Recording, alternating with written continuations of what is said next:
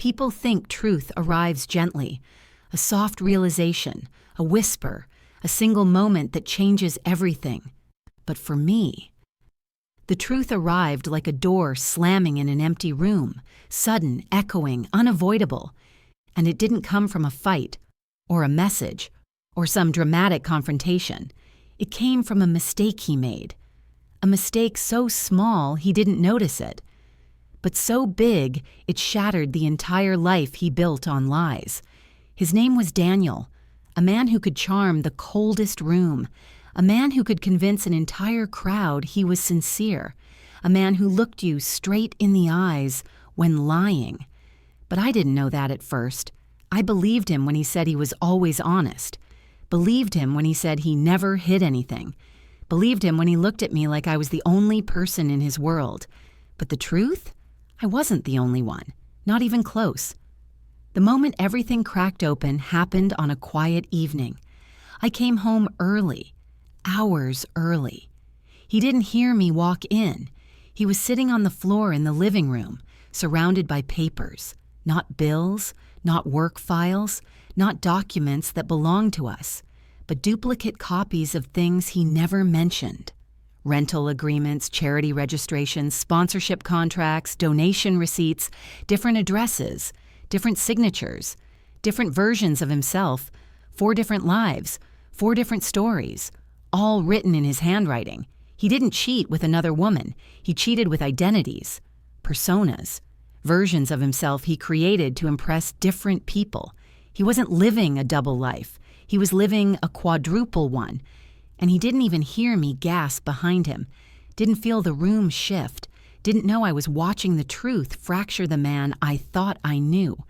He looked up eventually, saw me standing there, his face drained, his breath caught, his whole world stiffened, because he knew the truth I discovered that night was the truth he could never explain away. Before I learned who Daniel really was, I thought he was the most stable man I'd ever met. He was confident without arrogance, kind without effort, smart without showing off. He had a way of speaking that made you trust him before thinking, a way of listening that made you feel like your words mattered. But what I didn't realize then was that he didn't listen because he cared. He listened because he memorized every detail, every preference, every insecurity, so he could shape himself into whatever you needed. To his coworkers, he was the hardworking perfectionist. To his volunteer group, he was the selfless helper. To his neighbors, he was the friendly handyman. To me, he was the reliable man who kept his promises. But here's what I see clearly now. He wasn't adapting naturally. He was performing. He became a different man for every environment, every circle, every relationship, and he kept it all running perfectly until the night his papers fell out of order and exposed the strings behind his puppet show. The rental agreement showed him living in a luxury apartment. Another showed him living in a small studio across town. Another listed him as a temporary resident. Another showed him as a property co-owner. 4 addresses, 4 different financial profiles, 4 crafted versions of his life. He didn't lie occasionally. He lived in lies, slept in them, ate in them, built futures inside them. I should have seen the signs, but how do you see deception when the deceiver studies you better than you study him? The night I discovered the papers, I didn't ask questions. Not yet. Because people like Daniel don't confess when confronted. They twist. They manipulate. They spin stories so smooth you doubt your own eyes.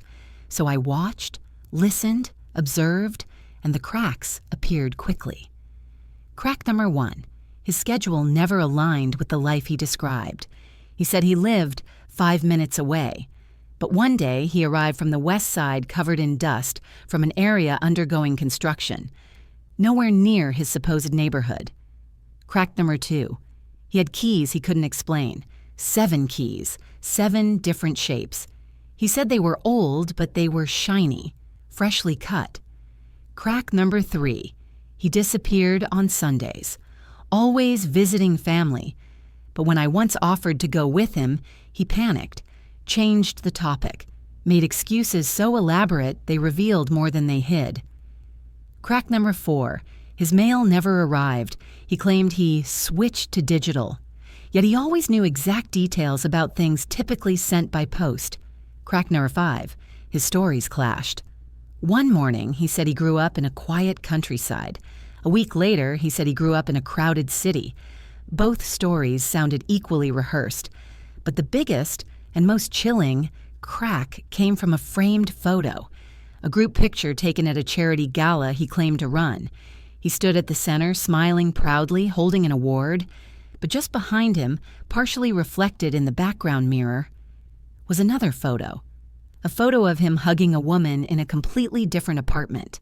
A background that didn't match any place I knew. A woman I had never met. A woman who looked like she knew him deeply. He didn't cheat physically. He cheated through persona, through deception, through entire worlds built on performances so seamless they fooled everyone. He wasn't a bad boyfriend. He wasn't a liar. He was a fiction, carefully curated. And I realized something terrifying. I wasn't dating a person. I was dating a character he created specifically for me. But the truth? He couldn't keep the act running forever. Something always slips. It slipped the day the papers fell.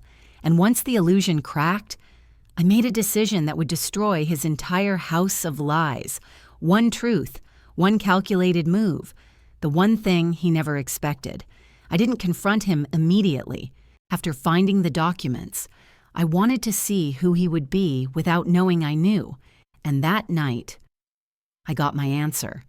He came home late. Too late. Smelling of a perfume I'd never worn. His shirt wasn't wrinkled. His hair wasn't disheveled. He didn't look like a man who'd been working. He looked like a man who had been somewhere he cared about. He kissed my forehead lightly. A kiss that belonged to a script, not a feeling. He sat beside me on the couch and began describing his day. His story was perfect. Every detail matched. Every timeline believable. Every emotion rehearsed. But his eyes betrayed him. They weren't tired. They were overexcited. The kind of excitement he used to show me when he was planning a surprise. Only now, the surprise wasn't for me. When he went to shower, I walked into his study again. The papers were gone. The desk was too clean, wiped, organized, rearranged. He realized he dropped something earlier, and he cleaned it with the precision of a man who has cleaned up lies far too many times. But he didn't know I had already taken pictures, already memorized the addresses, already planned my next step. He walked out of the bathroom smiling, thinking everything was normal, and then he said something that sealed his fate. "You know, I've been thinking. Maybe you should take a break from work. Focus on us more." Focus on us, while he lived 4 other lives. The arrogance in that sentence didn't just irritate me, it opened a door. Not a door to pain, a door to clarity. He didn't respect me. He didn't trust me. He didn't even see me as a person with a mind. He saw me as a placeholder, a temporary role in the play he directed. But every play ends, and the director doesn't always survive the final act. My revenge wasn't emotional. It wasn't loud. It was strategic. Because a man who lives in lies fears one thing more than anything: truth. Pure, undeniable truth. And the truth I discovered was bigger than cheating, bigger than deception, bigger than heartbreak. He wasn't just living multiple lives. He was funding them with false identities, fabricated charity work, misdirected donations, and sponsorships built on lies. He was using his reputation to manipulate people into supporting causes that didn't exist. I didn't expose him publicly. That would have made him a martyr in some circles. I did something more precise. I sent an anonymous package to every single organization he had connections with. The real addresses, the duplicate rental agreements, the conflicting identity documents, the fake charity numbers, and the mirror photo from the gala. No message, no accusation, no explanation, just truth. Raw, unfiltered, exact. People don't need help connecting dots when the evidence is undeniable. Next, I packed my belongings quietly and left a key on his desk. No note, No goodbye, just absence. Because silence is the one thing a man built on lies cannot explain. 3 days later, everything detonated. His charity board confronted him. His company suspended him. 2 organizations severed ties immediately. His investors demanded statements. His entire carefully engineered persona began collapsing like wet paper. When he finally called me, not to ask for forgiveness, but to beg me to return so he could stabilize his image, I didn't answer. And he sent one final message. "You knew, didn't you?" I didn't reply. Silence was enough. He wasn't grieving the loss of me.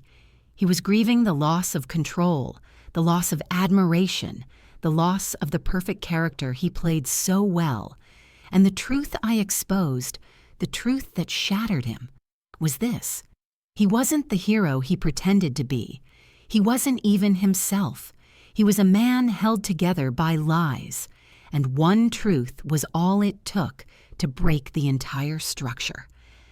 A week later, he showed up at the building where I temporarily stayed.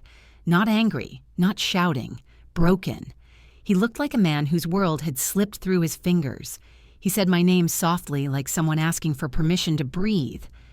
"Just listen," he whispered. "I can explain." I stepped outside, not close, but close enough to hear the excuses forming. But when I stayed silent, his words tangled. He wasn't used to being questioned. He wasn't used to being without control. "I didn't mean to hurt you," he said.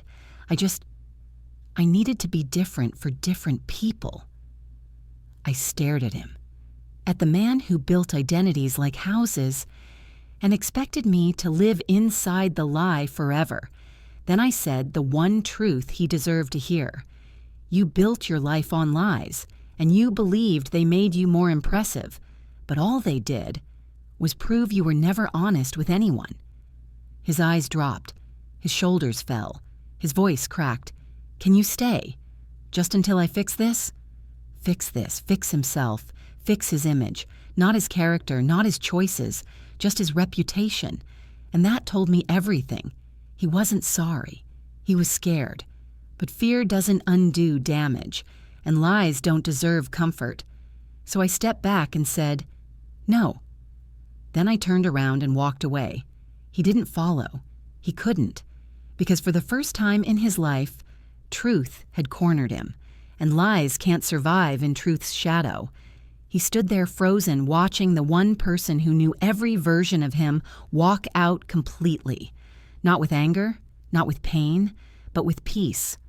And that silence broke him more than any confrontation ever could. In the months after leaving him, my life slowly returned to something real, something grounded, something mine.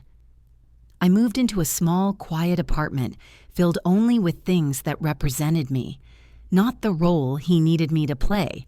I reconnected with people I'd grown distant from, not because he isolated me, but because his lies drained my emotional space. I returned to my hobbies, started new routines, began building a future that wasn't shaped by someone else's performance. And with time, I realized something powerful. I wasn't mourning him. I was mourning the version of him I wanted to be real, the version he pretended to be. But the truth set me free. He reached out once more months later, not to apologize, but to ask if I could help him rebuild his public reputation. I blocked him immediately, because some people don't want forgiveness. They want access, and access is the one thing I would never give him again. Here's what I learned. Truth is not the enemy. Truth is the rescue. It doesn't ruin real relationships. It ruins fake ones. It doesn't destroy genuine people. It destroys false identities. And it doesn't break your heart. It breaks your illusions. Daniel didn't lose me because he lied. He lost me because he lived in lies and expected me to live there too. And when the truth finally surfaced, in documents, reflections, contradictions, I didn't fall apart. I woke up. If you're listening to this, remember, a person who builds their world on lies will collapse the moment truth enters the room, and you are never obligated to hold up the walls for them Walk away. Let their lies crumble. Your freedom is worth far more than someone else's fantasy.